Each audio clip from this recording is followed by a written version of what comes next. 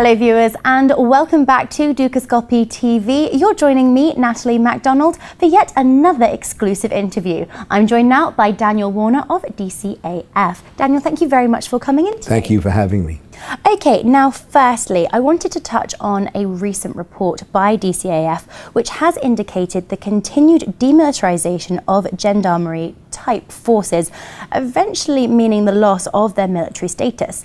How much of this process is a response to the economic crisis and the cost of gendarmeries, or is there something more involved? And similarly, what has the impact of the economic crisis been on the security sector?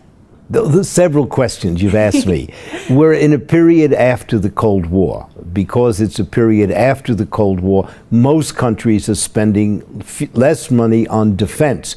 That doesn't mean that they're not spending money on security sector. Instead of defense now, there's more money being spent on the war on terror and other kinds of activities.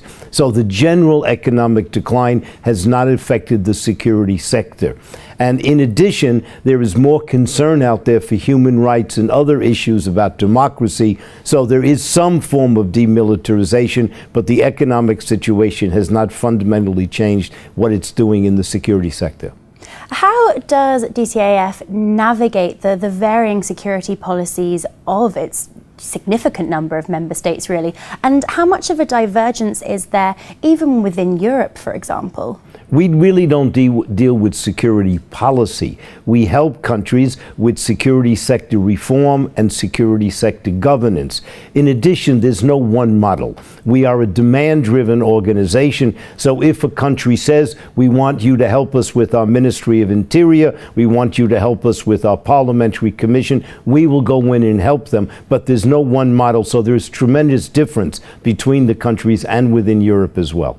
What then are the key problems that you're currently tackling? I know there's been much discourse of late, for example, regarding human trafficking, or are your concerns more geo-related, the Middle East, for instance, or perhaps North Africa, where I know you guys recently set up a Tunisia office in order to assist in that process there. Where are the key concerns? We're both global, all over the world, as well as issue-driven. Some of the issues, for example, gender is a major issue for us, which is transversal. It goes across all sectors and all countries. But also recently, we're interested in private security and military companies. We've done a code of conduct for them. So there are many issues that we're involved in. Parliamentary oversight. We're involved in democratic control of the armed forces in all different aspects. We look at intelligence services, and recently we've become more and more interested in cybersecurity, which is a big issue. So we're both global and multi-aspect in the issues we look at.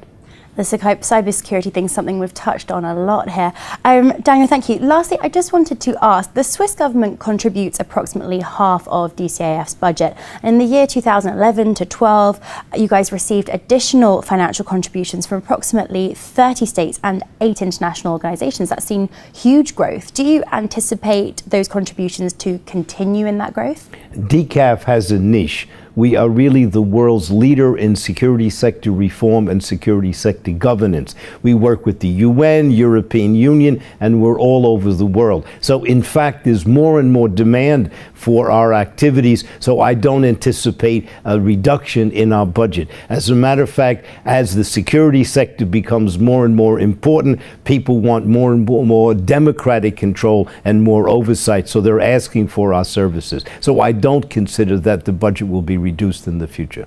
That's the perfect picture then, really, to be in more and more demand. Daniel, thank you so much for coming in and sharing your insight with us. Thank you for having me.